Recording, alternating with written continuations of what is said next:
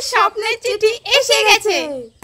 এলো যে স্বপ্নের দিন ও কাছে এলো। জানো তো আজকে আমাদের খুব খুশির দিন।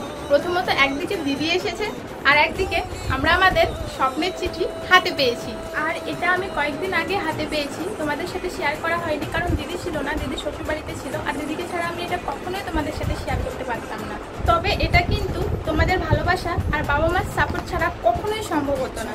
আমাদের যে গুগল পিনটা চলে এসেছে এটা কিন্তু দিদি দেখেনি। তো চলো দিদিকে দেখানো যাক আর দিদির রিয়াকশনটা দেখি। কিছু কিছু সুখে এত খুশি থাকে মিশে, ধরা দেয় অচেনা কাছে এসে ভালোবেসে। কিছু কিছু সুখে এত খুশি থাকে মিশে, ধরা দেয় অচেনা। আমরা যখন পেরেছি তাহলে তোমরাও পারবে, এটা আমাদের কাছে খুব বড় একটা পাওনা। আর এটা আমরা 7 দিনের মধ্যে কিভাবে আমাদের হাতে মুঠে পেয়েছি সেটা তোমাদের সঙ্গে আজ শেয়ার করবো। তো এই গুগল পিনটা আমাদের হাতে পেতে গেলে সবার প্রথম দেখতে হবে যে আমাদের চ্যানেলটা মনিটাইজ হয়েছে কিনা।